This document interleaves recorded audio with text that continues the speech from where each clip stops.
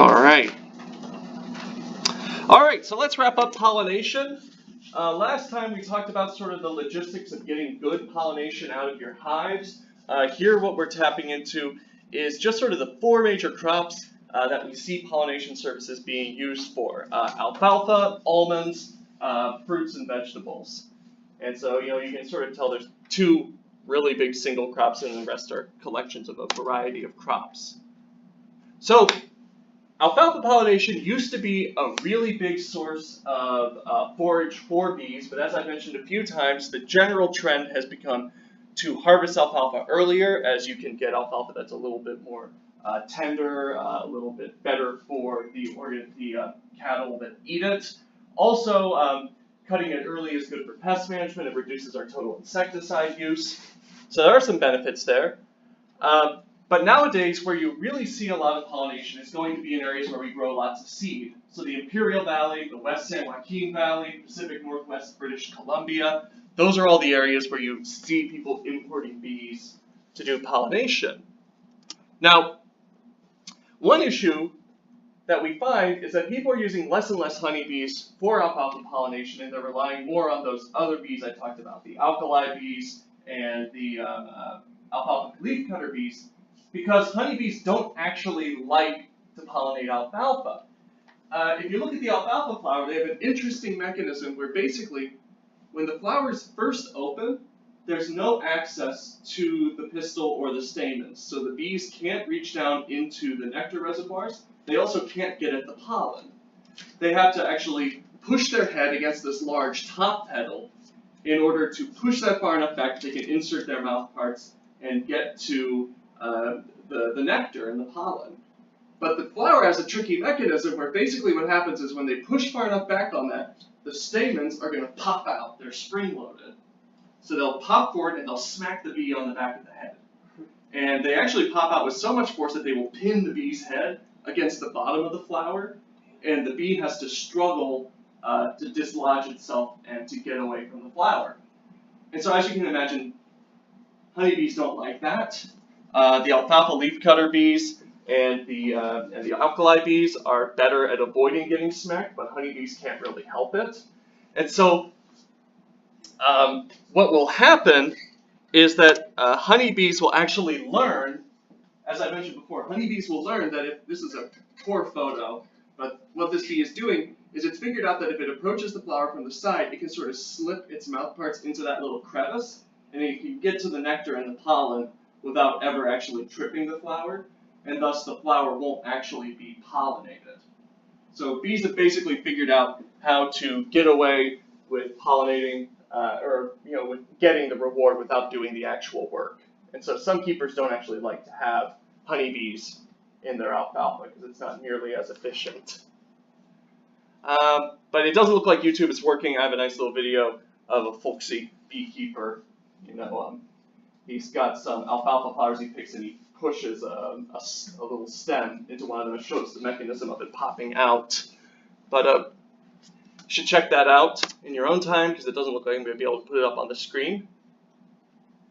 Almonds, of course, are arguably the most important commercial forage that we have right now, and you can't really be a commercial pollinator without having to contend with almonds in one way or another.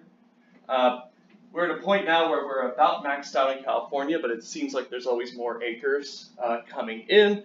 Almond has also started to take off in Brazil, and so it looks like there will be a market for pollinators down in South America. Are they doing sweet almonds down there, or type of almonds? I am not familiar. I just read that there are increasing acres, so I'm reporting it.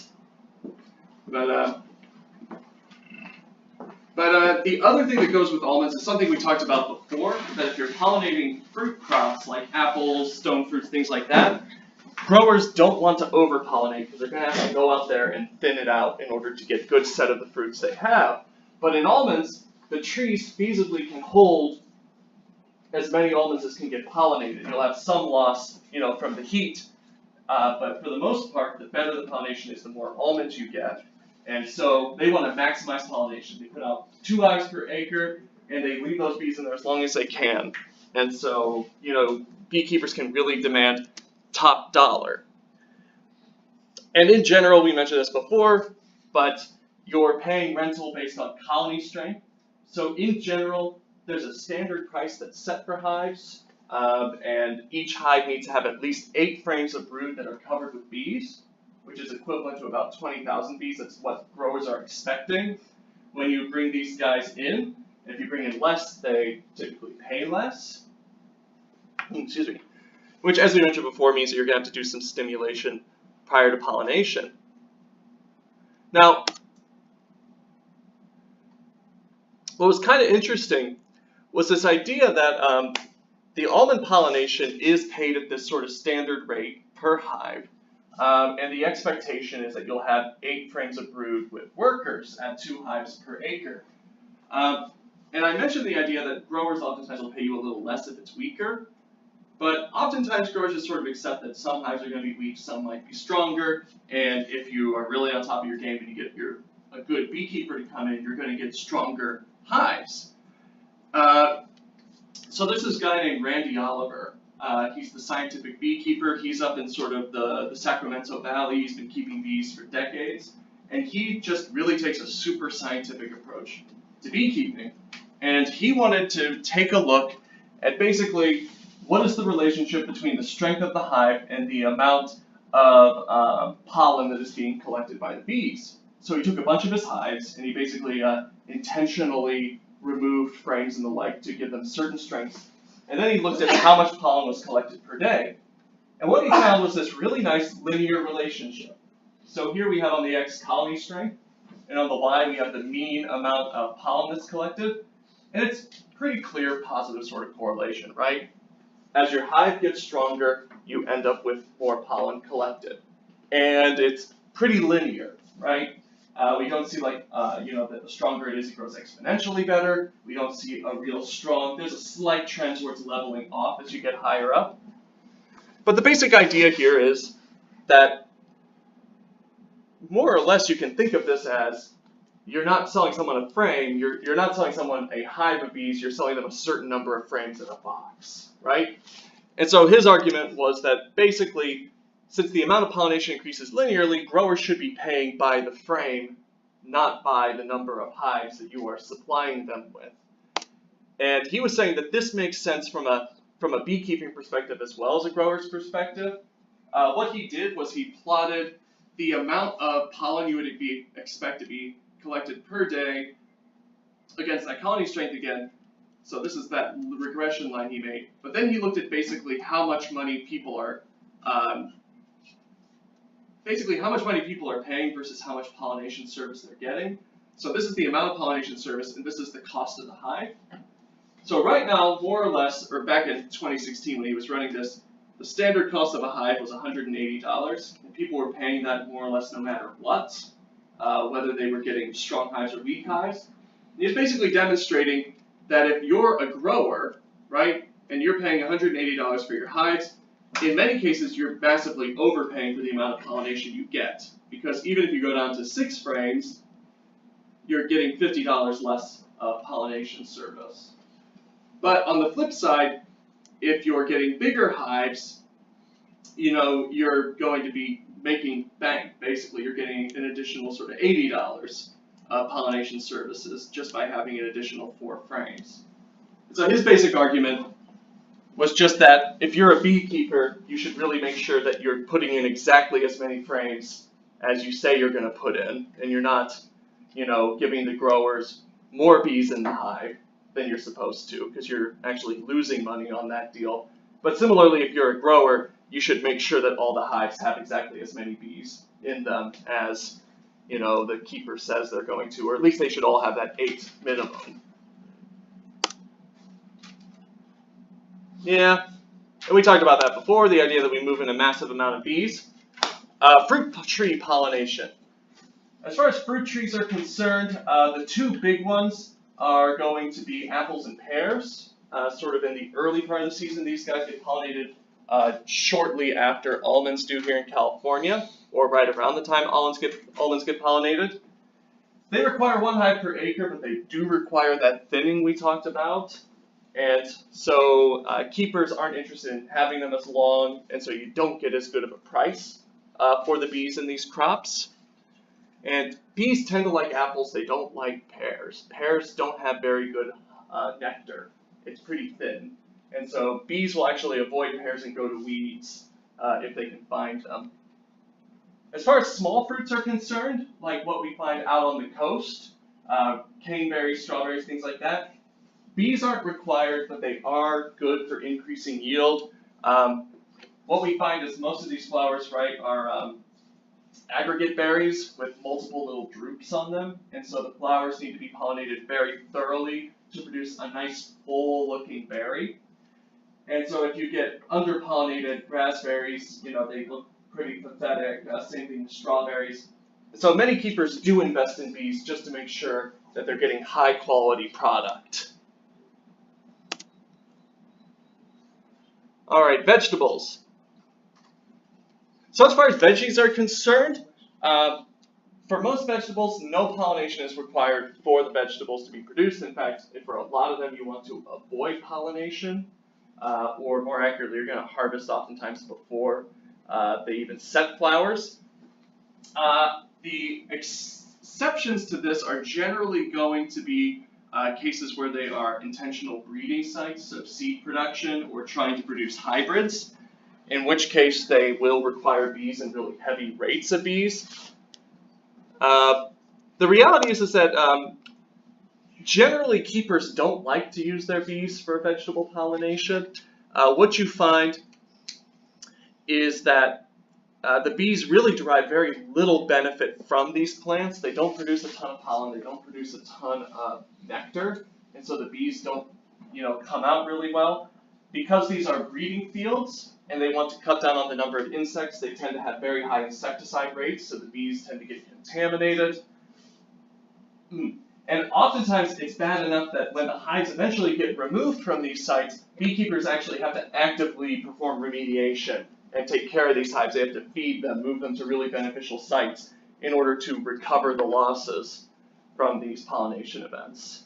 So these are not the ideal sort of sites that people like to put their bees in if they can help it, unless they are just sort of a straight up pollination service that's just there to make money off of pollinating hives. That being said, there are a handful of vegetables that do require pollination for fruit set. The big ones are cucurbits, beans, peppers, and eggplants. Yeah, and several beans. That falls under beans. In particular, cucurbits tend to require bees and are very bee friendly. You'll see that people with cucumbers, pumpkins, melons, all that, they'll need to have bees around in order to get good fruit set. And they have these beautiful, right, those big yellow flowers that produce a ton of nectar. You can take like a zucchini flower, turn it upside down, and like shake the nectar out onto your hand. It's, really, really rich, high quality stuff for a bee, though there's not really enough flowers to be a honey crop. So you're not gonna, get a whole bunch of nice honey out of this. But the bees tend to do pretty well. All right. Cool, so that's the wrapping up pollination side of things, and let's jump into BIPM. So this is going to be the last couple lectures we have. We're going to cover IPM split into two different sections. We're going to talk about mites, and we're going to talk about diseases, and we're going to handle them separately, even though the two of them are related to one another pretty clearly. In addition to that, we are currently on schedule to have a guest speaker zoom in to talk about urban beekeeping and some of the challenges associated with that. But to start out, let's imagine sort of an ideal place to be raising your bees, right? A nice field of wildflowers, right? Tree access, all sorts of things. A nice place where you can set up your hives and you don't really have to worry about them. You don't have to treat for diseases. You don't have to worry about much of anything except for a handful of insect pests that, are diseases that occasionally crop up. And this is actually what the landscape of beekeeping in the United States looked like before the 1980s. Rearing bees was pretty easy. It was considered sort of a practice of, plopping a hive down somewhere and then forgetting about it. You didn't have to put a whole lot of effort into keeping your hives going. This changed in the 1980s with the introduction of a pair of mite species that really changed the way we thought about beekeeping. So that's not to say that like beekeeping back then was super idyllic. Admittedly, people used a lot more insecticides on their crops back then, and the insecticides they used were a lot of organophosphates and carbamates, which are pretty darn harsh on bees. But what we did find was there wasn't a whole lot of disease or mite pressure on bees back then. And with the introduction of tracheal mites in 1984 and varroa mites in 1987, it was kind of a 1-2 punch that really changed the way we had to think about bees. So what we find is that the mites that tend to parasitize bees all originate from Southeast Asia, typically in sort of this super humid area down here in the Micronesia, Indonesia, sort of Vietnam and Thailand and all that, like that generally this is the area where bees originated from. So as you can imagine, this is where there's a lot of bee diversity. This is where Apis cerana, right, a small East Asian honeybee. This is where Apis dorsata, the giant honeybees are, right? And anywhere where you're going to have a species sticking around for a long time, you're going to get an evolution of pests, of diseases, of predators, all sorts of things that prey on them. Varroa mites and tracheal mites are associated with Apis cerana, the small honeybees again. And in their native range, they don't really cause any impact. Varroa mite, for example, and Apis cerana only feeds on drones. And so you have some drone loss, but usually not enough to impact the hive health. But when they were introduced to the rest of the world and introduced to the European honeybees, Apis mellifera, they ended up having much larger effects that caused major issues. And what we found was that just sort of shifting from the pre-mite to post-mite world, we saw overwintering death rates going up anywhere between 3 and 4 times on average, right? Shifting from 5 to 10% losses to 20 to 30% losses on average. And occasionally going higher than that. They just released the 2019 numbers, and I want to say the 2018-2019 winter had on average 40% losses across the country. So really, fundamental shift in the way we look at, how much bees we expect to have. It's bad enough, actually, that roughly 1 in 4 beekeepers every year lose more than 50% of their colonies due to mites directly or mite-related factors. So now this number is a little bit misleading.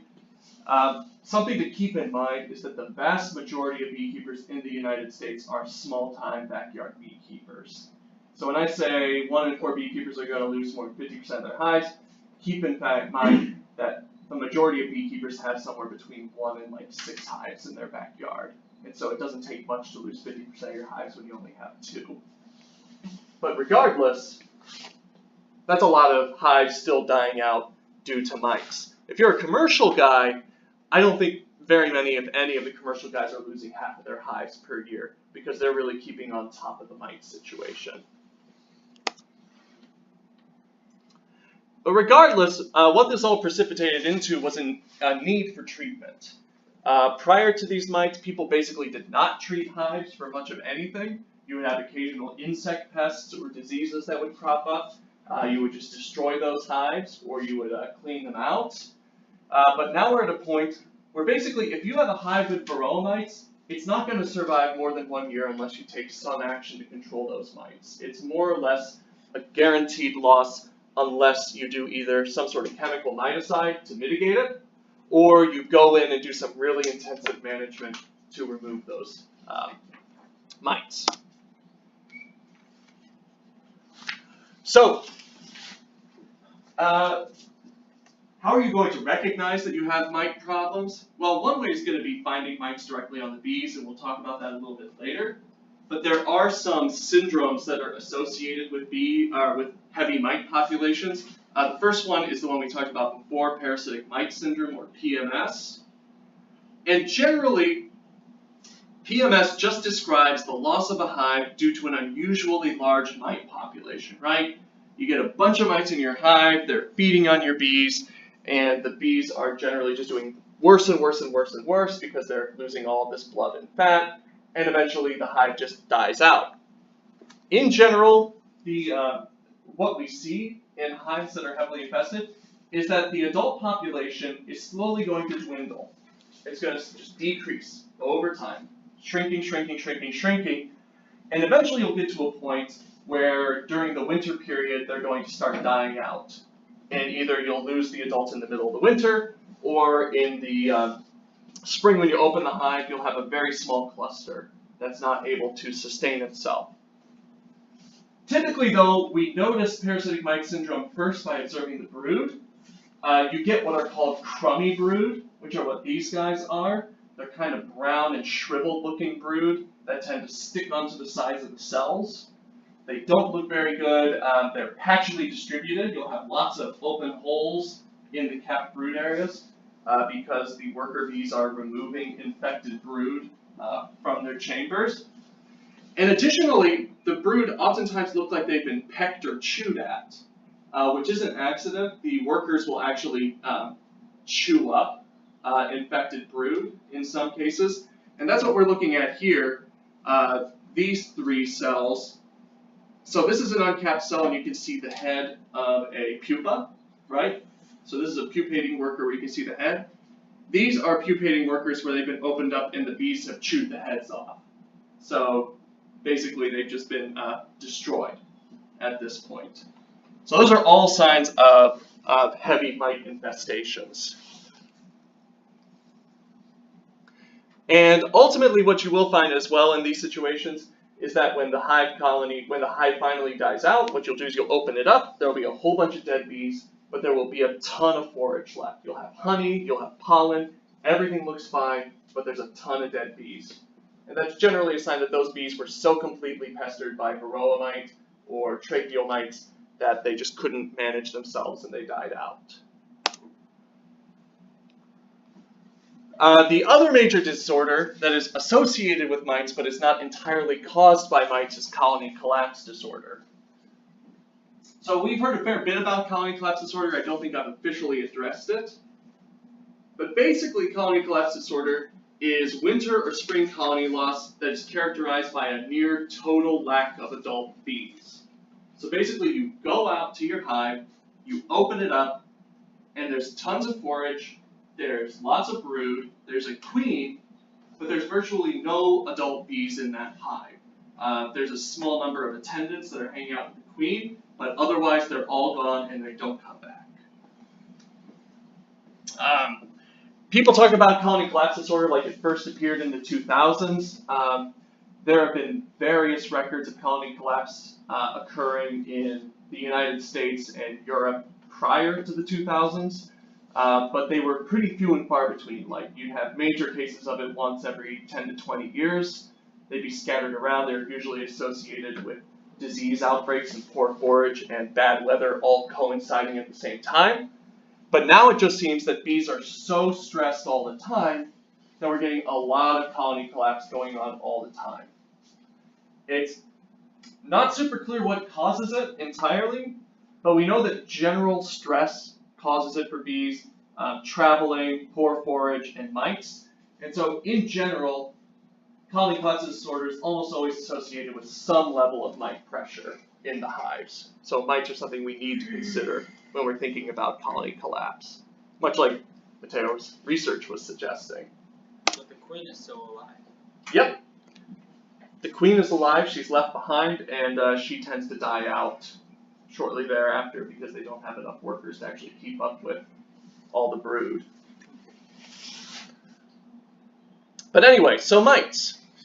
Jumping back to mites. Just a reminder, since we haven't talked about mites since economic entomology last semester, but mites are arachnid arthropods in the order Acari, so they are related to, most closely related to spiders and the like, but they are their own distinct order. They are 8-legged. They have 2 body parts, the cephalothorax, which is a combined head and thorax, and an abdomen. But the two of them are oftentimes conjoined into more or less a single looking segment, so that even though there are two distinct body parts, it looks like one. And mites tend to be extremely small, usually just a fraction of a millimeter in size. And within honeybees, there are three major parasitic mites that we have to keep an eye out for. Two of which are in the United States, and one of which has yet to be introduced. Yet. Hopefully it won't be. The first of which is the tracheal mites, which we'll jump into first, which are pretty minute little guys. Next one is varroa mite, which is the one that everybody's heard of. And then lastly, the one that hasn't been introduced is the tropolalaps. This little guy right here, which is currently restricted to Southeast Asia. Tropolalaps is, in many cases, considered to be sort of like varroa mites on steroids. So hopefully they're not going to get introduced. Actually, there's a pretty rigorous inspection system in place to try and avoid introducing tropolalaps anywhere else. The tracheal mites. Tracheal mites are the Acarapis woodi. It's actually one of three Acarapis species that are associated with honeybees, but they're the only one that actually causes significant damage. The other two are associated with the exoskeleton of the bees and aren't known to actually harm them. But these guys are really interesting in my mind because they are so stinking tiny, right? They are less than 0.175 millimeters, that they basically live out their entire life cycle inside the trachea of bees, right? The tiny little air tubes that they use to breathe. These guys, ultimately getting high infestations causes disorders that they call acarine disease or acariosis. But yeah, the main idea, right, is just that they cause major issues in the breathing. So the general life cycle of a tracheal mite is that a gravid female, right, a female that's carrying eggs, will come into contact with a worker honeybee, and she will crawl into the spiracles that are located on the prothoracic segment, right? That's the first segment of the thorax right behind the head. She crawls inside there into that tracheal tube, and then she will lay eggs over the next 3 or 4 days. She doesn't lay a ton of eggs. They tend to max out in the 12 to 14 egg region, but she does lay a number of eggs. They will hatch. You'll have a certain number of males and females. The males and females will feed on the bee's hemolymph through the trachea. So they basically stick their mouth parts through the trachea into the hemolymph on the other side and consume that. They mate. The mated females crawl out of the tracheal tube to the outside of the bees. And as you've seen, right, when you open up a hive, all the bees are rubbing up against each other all the time. And so the females will basically just sort of walk from one bee to the next until they find a relatively young worker. They want workers that are less than 4 days old, so they have a long enough lifespan to lay their eggs and reach adulthood. And they'll basically jump over ship and enter the spiracle and start this whole thing over again. Yeah. Oh, I got that cut off a little bit. What we do tend to see is that this cycle occurs all year round, but the level of infestation fluctuates seasonally. Generally, the fluctuation is going to have its lowest infestation rate when the hive is the strongest. So as the bee populations build up, they'll dilute out the effect. There will be way more bees than tracheal mites could possibly infest. But then when the hive starts to shrink for the overwintering period, that's when tracheal mite infestations get their highest. So tracheal mites are most prevalent and most dangerous when the bees are most susceptible during their winter period, which is one of the reasons they're so problematic. What do you do for them? What do we do for them? Gonna get to that. Okay. So as far as symptoms are concerned, oh no, I used a different picture of the K-wing. Symptoms are going to be dwindling bee populations. You're going to find that bees look weak. You'll find them crawling around on the ground outside the hive. You'll have adults with that K-wing pattern that we talked about, right? where they basically can't fold their hind wings flat over their abdomen, so they hold it straight out to the side. And an issue with this is that, I've got ahead of myself. An issue with this is that basically these are all symptoms that are associated with more or less any disease that bees get. If bees get any number of viral diseases, if they get infected with nosema, if you get any number of brood diseases, you're going to find that the bee population decreases, the bees are going to become weak, and you're going to get wing deformations. And so it's really hard to look at bees that are infected with tracheal mites and say, oh, I have tracheal mites. They're going to look like just about anything else that's problematic. What we find is that at low populations, tracheal mites don't really cause major issues. But if you get to a point where you have about 30% of your bees being infected, that's going to start having major impacts on the quality of your hive. You're going to start seeing that the foraging is considerably weaker. You're going to have less pollen and honey in the hives. You're going to see the workers are generally less healthy, and they're going to start dying out over the winter period. So a lot of sort of that parasitic mite syndrome business we were talking about. Weird. So how do you actually know you have a tracheal mite issue? Well, it's really difficult. In general, if you think you have tracheal mites, the only way to confirm it is dissection. And there are various guides posted online and through extension services to help you identify tracheal mites. Generally what you do is you take a dead bee that you find, you pin it down, you cut the head off, and then you would either reach in and find a trachea and pull it out, or you would cut a thin slice of, or a thin disc from that thorax, the prothorax where you separated the head, and you would clear those with a little bit of lactic acid, and you would observe it under a 40x to 100x microscope. So sort of something similar to what we have here in this lab. And sorry? Those cost a lot of money. Yeah, those ones do. You can get an inexpensive dissecting scope for a couple $100. So, but those are more like 1,500 to 2,000. But that's because they're Zeiss, and Zeiss lenses are really good. You don't need one that's that nice to find these things.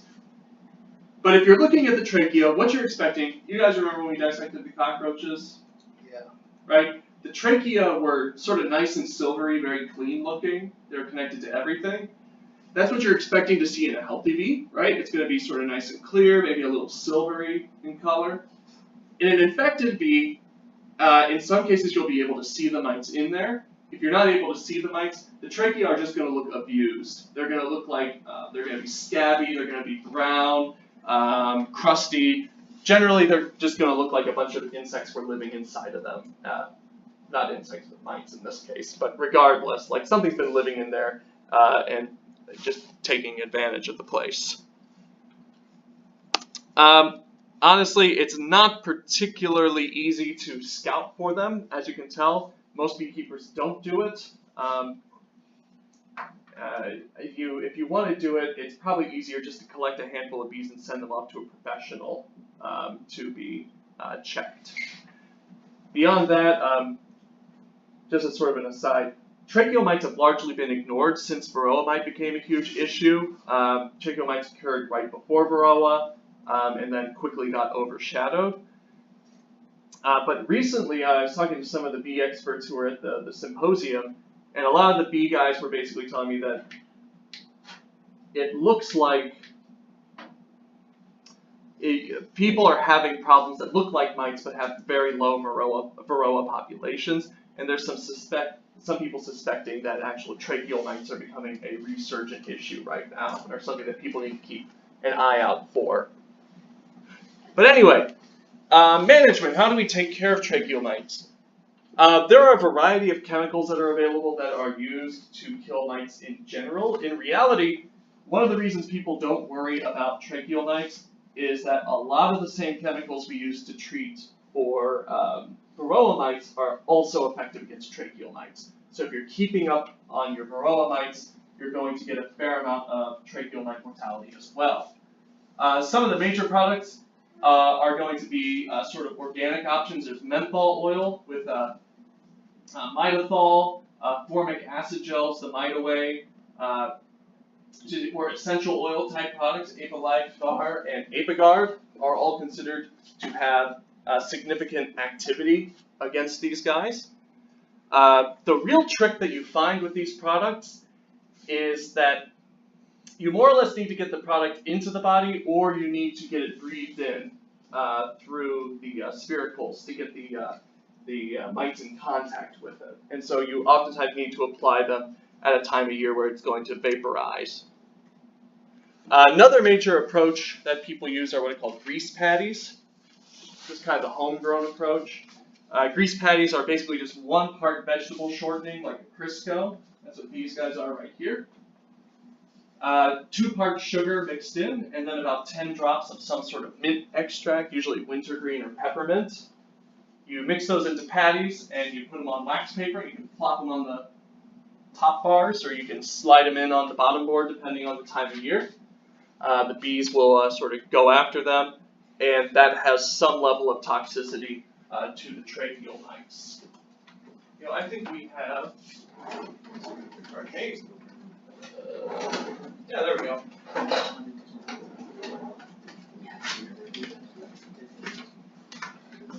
There we go.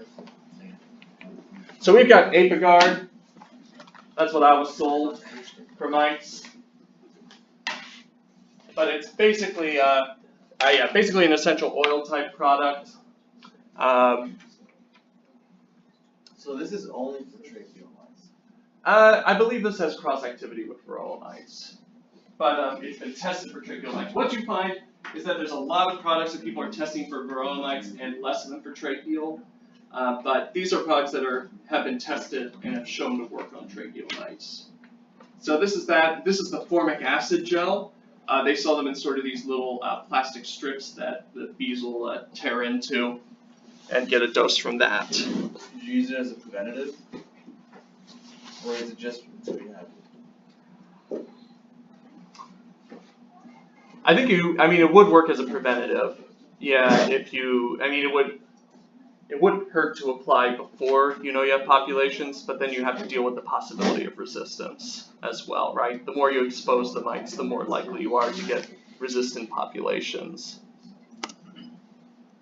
And then finally, there's a lot of interest in the idea of resistant bee stocks, so finding bees that just naturally are less susceptible.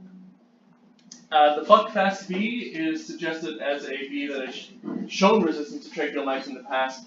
It used to be a relatively popular bee in the United States, but now they don't really use it. And what buckfast bees we have in the United States have been so widely crossbred with Italian bees that many people speculate that it doesn't have all the genetic characteristics that the original did. But yeah. All right, and then of course the sort of the elephant in the room as far as mite control, of course, is Varroa destructor or the Varroa mite. These guys are pretty big for mites. They're anywhere from 1 to 1.5 millimeters in size. They've got kind of this weird oval shape to them, but they're actually wider than they are long. And they are distinctly red-brown. They are honestly hard to miss if you're looking in a hive that has an infestation, because we find them on all the life stages.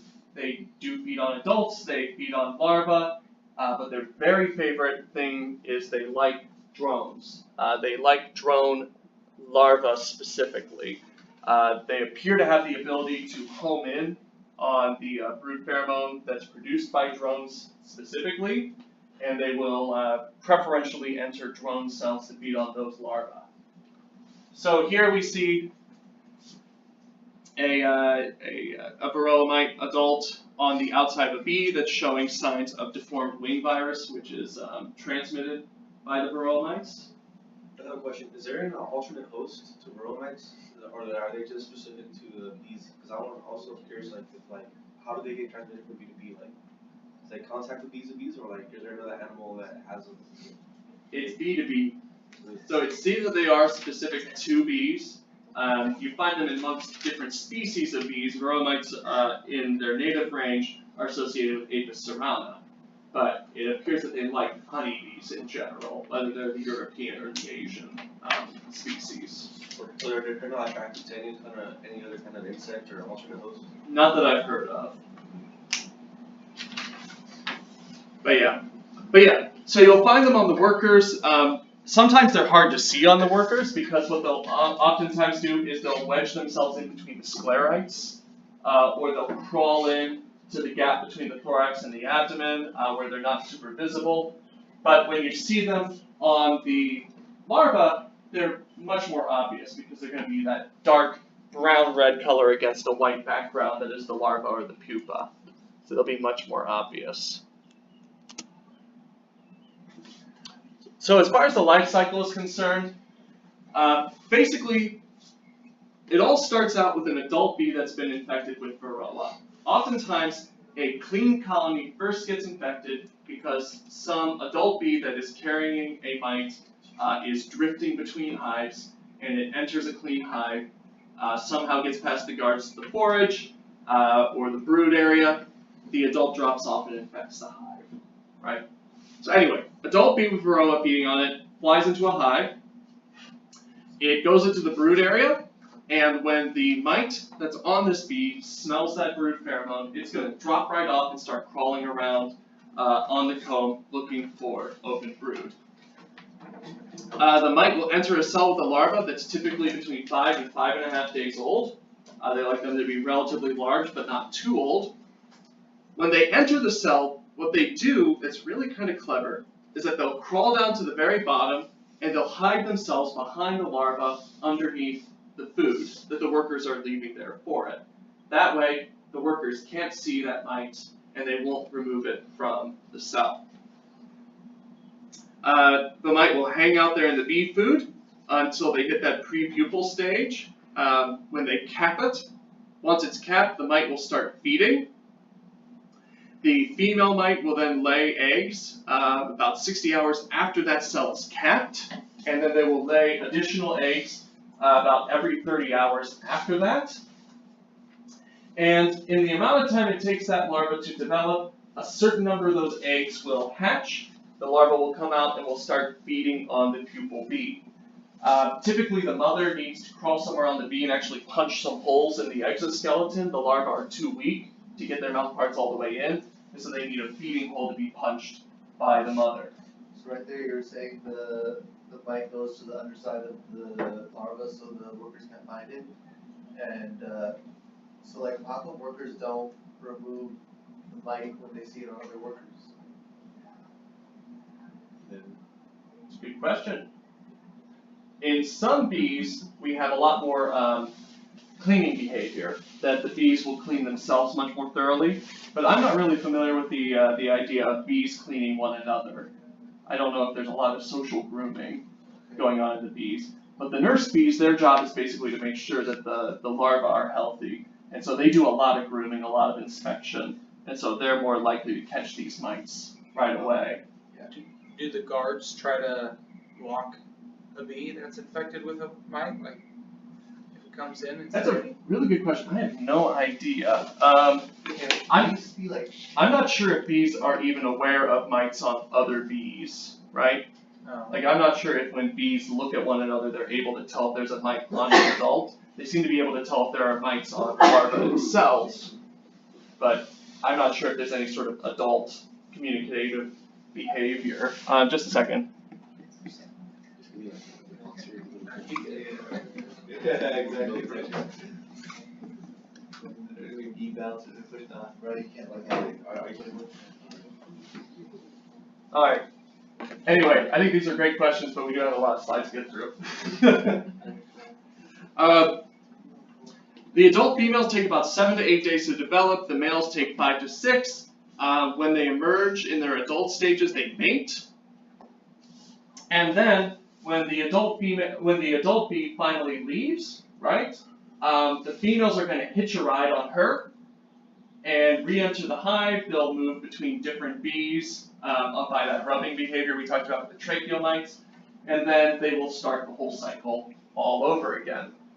males and immatures are going to stay inside the cells whenever it opens, and the worker bees will find them and sort of clear them out. But yeah, so that's the basic cycle that we're talking about. And this is what makes it really tricky to manage these mites, because a substantial chunk of their life cycle, and indeed the part of the life cycle where they are the most susceptible, right? Those early larval stages where they're developing, where they're small, where it'd be easy to dose them with a chemical, or you'd want to go after them with a biological. All that stuff is inside the capped cells where we can't get to them without harming the actual bee during its development. So what we find is that even though these females are going to lay, upwards of 6 eggs during their time in that capped cell, in general, only 1 to 2 of those eggs are going to reach adulthood by the time that the bee emerges. And this is just because the bees develop relatively quickly. They develop a little faster than would be ideal for the varroa mite. So a number of those eggs are going to hatch and still be immature by the time the adult bee leaves. And then workers are in drones too. So that's the case with workers. And this is why they prefer the drones, because drones take a little bit longer to develop than workers. They take about an additional week. And that provides the varroa mites with enough time that they more or less can guarantee that at least 3 females are going to emerge, mate, and be ready to infect new cells in the amount of time it takes the drone to come out. So yeah, definitely these varroa mites can be sustained on worker cells, but the population won't grow very fast. But if they get access to drones, the population can take off very quickly. So what we generally find is if the larva is infected with just a few mites, if you have a relatively low population, then you're going to see just a handful of symptoms. You're going to see a shortened abdomen. You're going to have those malformed wings we talked about, right? Either the K-wing or the deformed wing virus. They're generally going to be smaller and have a shorter lifespan, about 1/3 of their life, or 2/3 the lifespan of expected. And on top of that, drones that come out are going to produce less sperm. So queens are not going to be mated as efficiently by those individuals. If you have really heavy infestations where maybe multiple varroa mite females enter a single cell, chances are that larva is going to die before it reaches adulthood anyway. So how do we keep an eye on varroa mites from a practical perspective? What we find is that varroa mite treatment is really focused on basic IPM principles of treatment thresholds. We want to keep an eye on how many varroa mites there are, and we want to treat them when they hit a certain amount. You can monitor varroa mites in adult bees as well as larvae, as well as in the whole hive, so we'll talk about a couple different approaches. Probably the most common one, and the one that most people use, is going to be soapy water alcohol, that or the sugar shake, which we'll talk about in a minute. But basically what you do in an alcohol shake is you collect about 300 bees. This is roughly a 1/4 cup of bees. So you can shake some bees down and just scoop them up in a 1/4 cup. You pop them into a jar, and then you put in some alcohol, 70%. So just standard rubbing alcohol that you can get at the store. You cap it and you shake those bees for about a minute. And it's important that you shake them for a minute and you shake them relatively vigorously, because what you're trying to do is you're trying to dislodge the varroa mites from the bees. This is going to kill the bees, obviously. It's going to kill the varroa mites. But you want to make sure that you don't have a bunch of dead varroa mites sticking onto your dead bees. So you shake them for 1 solid minute. There's actually been people who have done research into shaking them for shorter versus longer times, and 1 minute seems to be the sweet spot. But either way, you shake them, and then you would pour the liquid through a number 4 to 8 mesh. This is a rough mesh that's large enough to collect bees. And then you can pour them through either a 50 mesh or a cotton cloth, or you can dump them into a container like this. And basically you just count the varroa mites. You estimate there's about 300 bees, so you can calculate percent infestation just by how many varroa mites you got out divided by the number of bees, right? That gives you approximate infestation. What's typical? Typical?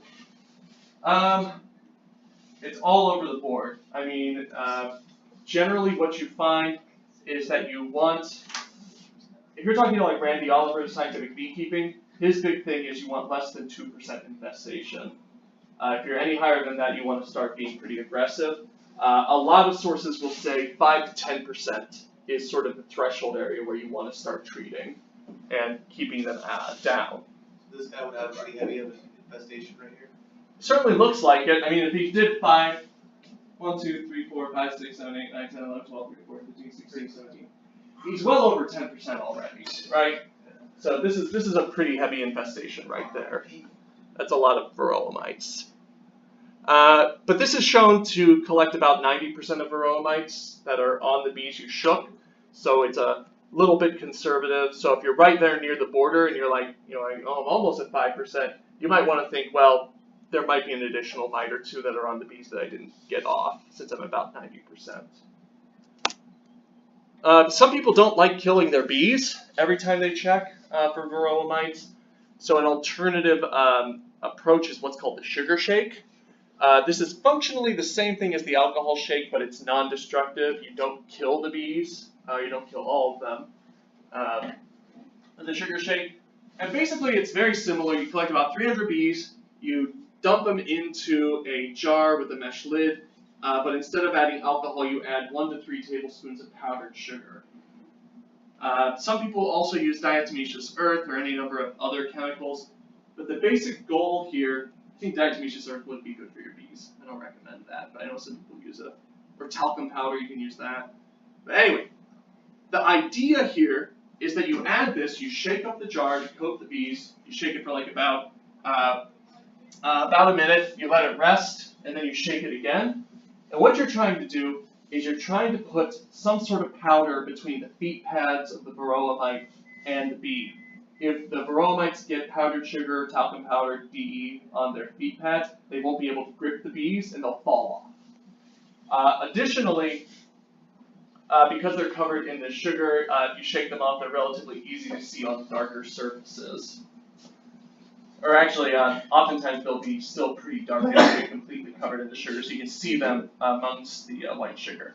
But anyway, you take this jar, you get a piece of paper and you shake it like this, right? You shake all the mites out of that mesh, and then you can return the bees to the hive and count the number of mites.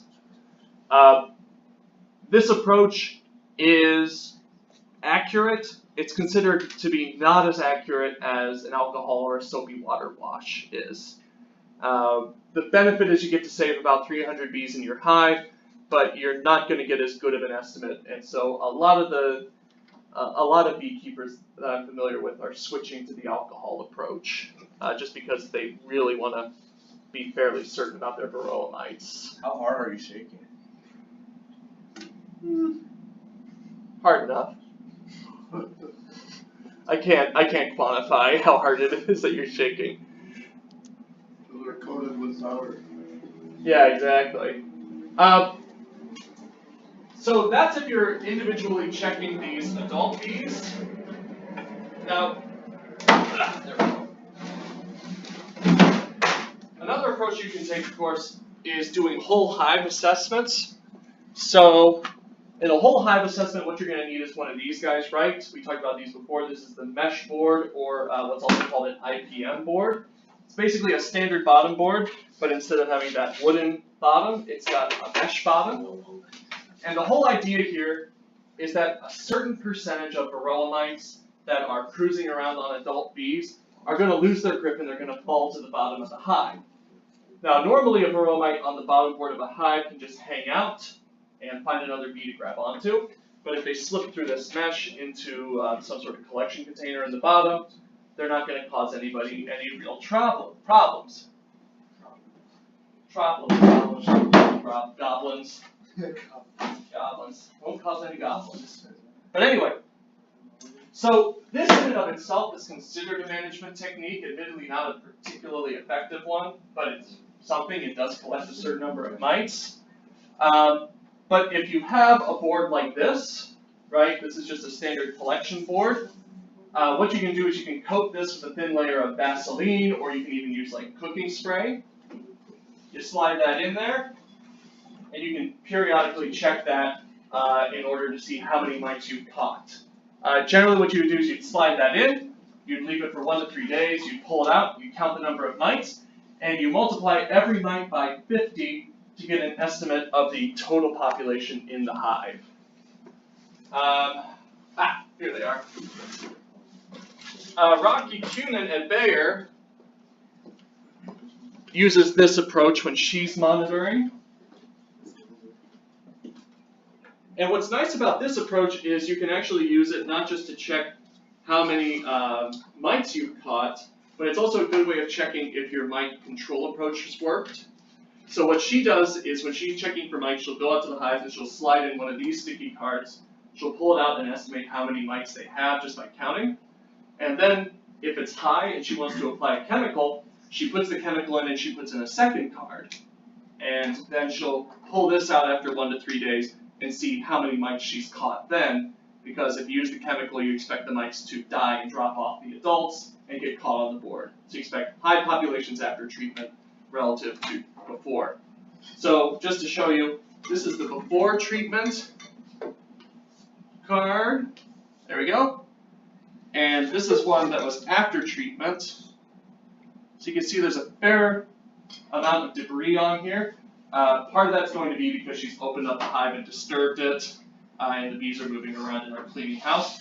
But if you were to compare these two, and I'll just hand those out, you'll notice that there are a lot more mites on the post-treatment card than there are on the treatment card. Have you ever done a varroa mite in your entomology collection? Yeah. Really? Have I? Hold on. I'm pretty sure. No, you know what? I haven't. I'm sure I'm going to get one soon, because I'm sure they're going to turn up eventually in our hives. Unless they're already there. Who knows? I haven't checked. Maybe that's what we'll do on the last day of class. Go out and do some shakes. We'll figure out how hard to shake them.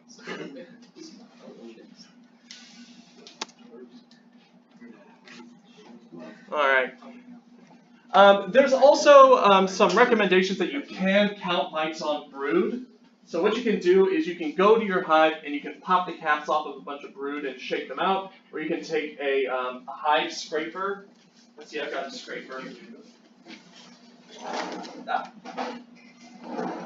can take one of these capping scrapers and you can sort of slide them into some drone brood and just pop them up and out, and you can count them. The problem is, as far as the approaches, as far as compared to adult and whole hive inspections, it's been shown that brood inspections are the least reliable and least reproducible. And it's also really work intensive. And so they basically say don't bother checking the brood. But anyway, I talked about treatment thresholds. We already talked about the adults. You're supposed to treat when you have anywhere between 5 and 10% infection, though a lot of people aim lower than that. If it's an entire colony, generally it's recommended that if you have an otherwise healthy hive, so let's say you have a lot of varroa mites, but you're not seeing deformed wings, you're not seeing evidence of viral disease, it looks like you just have mites. They say that if you kept 50 varroa mites in a day on those sticky cards, that's about when you want to treat. That corresponds to about 3,000 varroa mites in the colony. Or less than 3,000, which is considered somewhat sustainable. But if you have viruses and there seems to be a lot of pressure on the hive, if the hive is generally weak, you probably want to treat at half that, about 25 caught per day. And there seems to be some evidence that climate matters too, that if you're a northern beekeeper, you can't sustain as high of a varroa population because it'll, the overwintering period will kill them. Or sorry, will be much harsher on your bees. So southern colonies are expected to be able to sustain larger varroa populations with less damage. And as far as checking is concerned, it's recommended that if you're a big keeper and you have a lot of hives, you want to check at least 10% randomly in order to get an estimate of about how many varroa mites you have. Excuse me. But if you're a small-time guy like me, you can just check all of your hives. That's not a big issue. All right, so managing varroa. What do we do with varroa? One of the big things people talk about is the idea of resistant genetics, so finding bees that show some level of resistance. I would like to point out that this is not true resistance like we see in plants, right? When I talk about a resistant plant variety, I'm usually talking about a plant that if a pest feeds on it, it kicks in some defense response and kills the pest. We don't really see that in bees. It doesn't seem that bees have a way of killing the varroa mites chemically. But rather, resistance shows up in a lot of cultural approaches. One is the diligence of cleaning. Some bees are just naturally cleaner. They spend more time grooming themselves. They spend more time grooming the larva. Some bees are super sensitive about the quality of larvae, and so if they find any sign of infection, they'll remove them. And these bees tend to do better with varroa because they tend to catch more of them. Rapid development, right? Varroa need a relatively long window to develop in, and so if the bees are developing faster, you tend to have lower varroa. This is why Africanized bees don't have varroa issues. They develop very quickly compared to European honeybees, and so varroa don't have the ability to establish large populations. And similarly, some species races of bees just don't produce very much drone. So if you have a subspecies that has low drone populations, you're going to get less varroa pressure. But aside from resistance, what we see is a lot of keepers are heavily relying on chemicals. That's still sort of the go-to for a lot of varroa management. Oh gosh. I have you guys till what, 9:10? Or is it 9:15? Alright, we're going to bust through this. Here we go. So, many keepers are reliant. They're not super into this because a lot of the chemicals, I mean, think about it. You're killing a mite on the outside of an insect. Mites aren't insects, but they're pretty darn close. So any chemical that you use on mites probably has some cross-reactivity with the bees. And that's something we'll see when we talk about the chemicals that people use. Beyond that, there are IPM approaches we'll talk about, things that are not strictly synthetic chemicals. And these do work, but they are labor-intensive compared to chemicals, so story of IPM. But anyway, there are 4 synthetic miticides that have been approved for mites. The first one that was on the market was fluvanillate, which was marketed as Maverick. This is a pyrethroid, which was a bit surprising because pyrethroids kill bees like crazy. This was approved. They sold it as a chunk of plywood that was soaked in the chemical that you could slide into the hive. It never got full approval. It was approved temporarily as, I think, Section 18 in order to be an emergency treatment for varroa in the 80s and 90s when it was first introduced. But it was too toxic to bees, and it got collected in the honey. It never got fully approved. Amitraz is a formamide. That was introduced shortly thereafter, and this is one that actually is still marketed. You can get it. It's marketed as Apivar. And they sell it as this plastic strip. Rocky showed us some of this where you just slide it down in between the frames. And isn't this great marketing? They've got a bee right on the strip. That's how you know it's safe. When it was first introduced, it was not safe. It was associated with high bee mortality. It was taken off the market, and then they reformulated it and reintroduced it, and now it seems to be much safer. Coumaphos is an organophosphate. This was introduced in 1999 and was withdrawn shortly thereafter because it only worked for 2 years, and then widespread resistance occurred. Plus, at the time, there was a big push to get rid of organophosphates by the EPA, so they're making it really hard to get approvals. And then lastly, we have Hivastan, or Hivastan. I imagine it's Hivastan. This is a pyrazole. It is available, but boy, it kills bees. I mean, it kills mites, but it also kills bees. And so there's been a variety of trials that have shown that it works reasonably well on mites, but most people are not willing to accept the bee losses. So, just to recap, 4 synthetic miticides have been introduced for mites. 2 of them were removed from the market shortly after introduction. 1 of them is widely available, and 1 of them is not used very much. So as you can tell, this is kind of a recipe for resistance.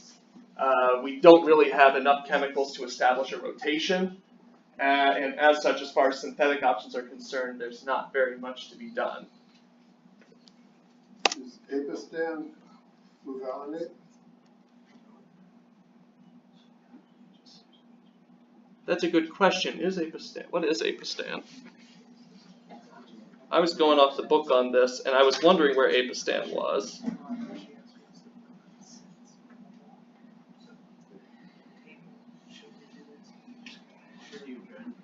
Yeah, it is fluvalinate. It is on the market. It's just marketed differently. They must have found a new formulation and reintroduced it.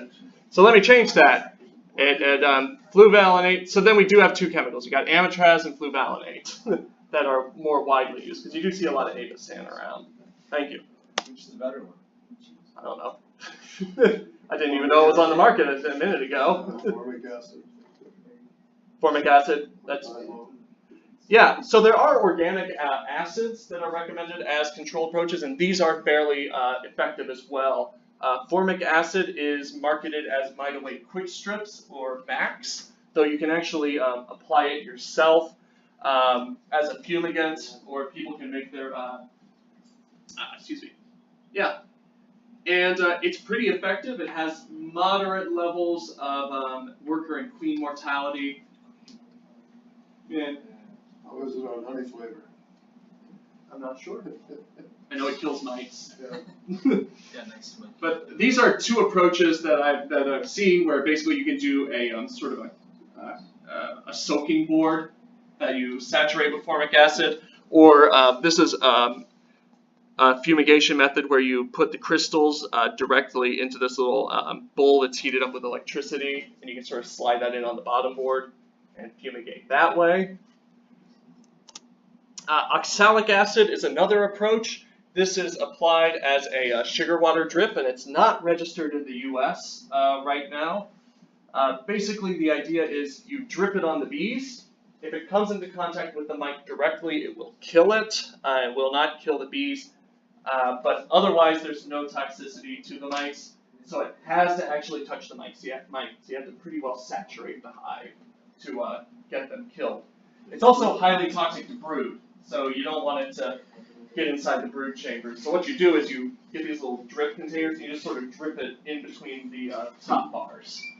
And Smoke it too, don't they? Somehow? I'm not sure if they do. Yeah, I'm not sure how they do that and avoid killing the brood, or if you just accept that you're going to kill the uncapped brood. Also shoot it in the entrance. Maybe just. Oh. And then lastly, there's a product called HopGuard. HopGuard is derived from hop beta acids, and it's this guy right here. It's this plastic strip.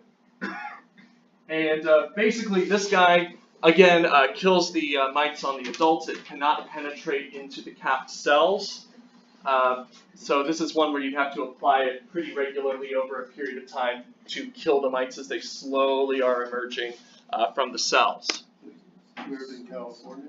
Sorry? Declared in California? I'm not sure. Yeah. So, hold on. I've got...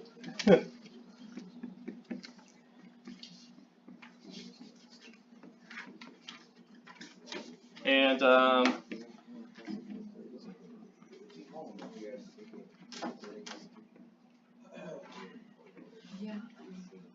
let's see here. And then lastly, as far as chemicals are concerned, there's thymol, which is an essential oil based off of a variety of chemicals, eucalyptol, menthol, camphor. And this is a organic approach that's organically approved, so widely used for people who are marketing as organic honey.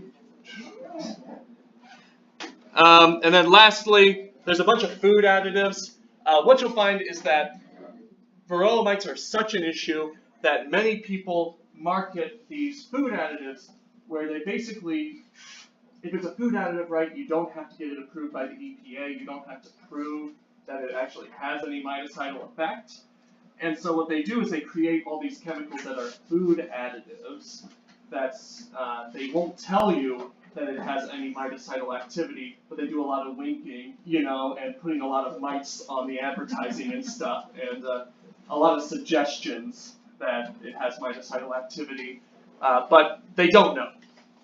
They haven't tested it, and they can't legally say that it is mitocidal. So if you're working with bees, beware of snake oil is the basic idea.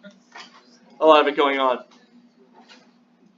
But yeah, beyond that, something else I heard was that there's a lot of people who, a lot of beekeepers don't have access to the full range of synthetic chemicals here in California because we're more restrictive than a lot of other states are with chemicals. And so it's sort of become a thing that people oftentimes will buy these things illegally and ship them into the state. But anyway, that's what I got for you. Bob, are you ready to talk about the venom, or would you like to delay a little bit? We can do it Thursday, or if people want to stick around, I'm not going to force people to stay. We have a test right now. Oh, you have a test? Why don't we do it on Thursday then?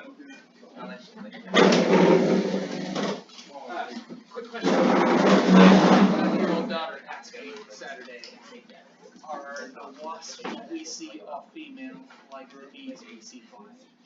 I said, I don't know. That's a good question. I told her, I said, probably, well, no, maybe?